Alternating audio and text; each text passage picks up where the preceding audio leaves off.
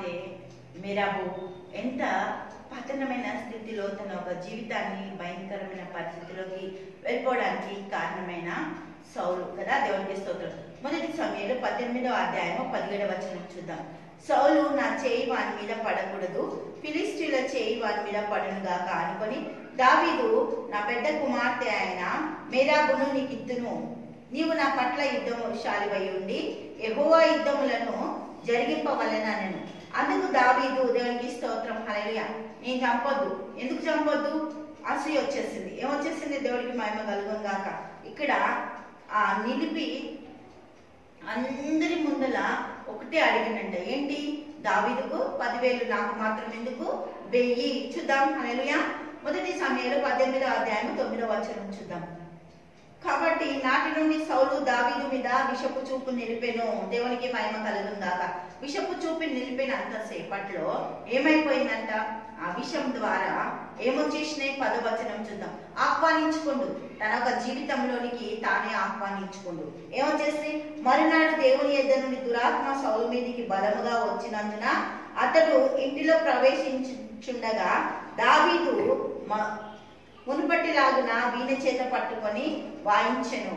ఒకప్పుడు సౌలు చేతిలో ఒక ఈటె ఉండగా దావీదును పొడిచి గోడకు బిగించదని అనుకొని సౌలు ఆ ఈటెను విసిరినైతే అది తగలకుండా దావీదు 2 మార్లు తప్పించుకొని ప్రాణం కాపాడదాం అనుకుంటున్న దావీదుని అసూయతో ఏం చేద్దాం అనుకుంటుండు? చంపేద్దాం అనుకుంటుండు. హల్లెలూయా, దేవునికి స్తోత్రం.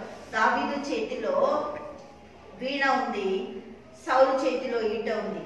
దావీదు చేతిలో వీణకి, సౌలు చేతిలో ఉన్న ఈటకి మేరాబు బలి అయిపోయింది. హల్లెలూయా, దేవునికి స్తోత్రం. వాళ్ళిద్దరి మధ్యలో నిలబడింది. ఎవరు ఎటు వెళ్ళాలి? నాకు దారి తోచట్లేదు. ఒక్క మాట కూడా మేరాబురా ఇక్కడ మాట్లాడినట్టు మనకు లేదు. దేవునికి స్తోత్రం హల్లెలూయా. 12వ వచనం చూద్దాం. యెహోవా తనను విడిచి దావీదునకు తోడై ఉండుట చూచి సౌలు దావీదునకు భయపడాడు. కాబట్టి సౌలు అతని తన యొద్ద ఉండనీయక సహస్రాధిపతిగా చేసెను. అతడు జనులకు ముందు వచ్చుచు పోవుచు ఉండెను. మరియు దావీదు సమస్త విషయంలో సబుద్ధి కలిగి ప్రవర్తింపగా యెహోవా అతనికి తోడుగా ఉండెను. దేవునికి స్తోత్రం. దేవుని తోడుగా ఉన్న వ్యక్తిని ఎవరు కూడా ముట్టలేరు. ఎవరు కూడా ఆ వ్యక్తిని ఏమి చేయడానికి అధికారం లేదు. దయ్యాలు ఎవరిలోకి వచ్చేసినాయి? దురాత్మలు ఎవరిలోకి వచ్చేసినాయి? అసూయ ద్వారా సౌలులోకి వచ్చేసినాయి. అసూయతోటి దయ్యాలు వస్తాయి. ఏ విషయంలోనైనా అసూయతోని అపవిత్రాత్మలు పనిచేస్తాయి. అసూయ చాలా భయంకరమైంది. దావీదు విషయంలో తానే ప్రకటించాడు. ఏమని?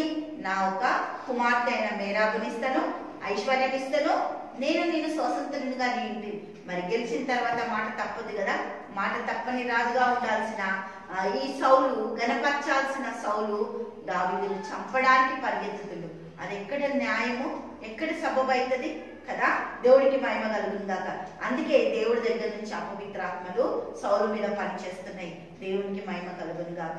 దావీదుకు యెహోవా తోడై ఉన్నాడంట. దేవునికి స్తోత్రం. న్యాయముగా సత్యముగా ఆయనతో నడిచినప్పుడు ఆయనే మనకు తోడు. దేవుడికి మహిమ కలుగును గాక.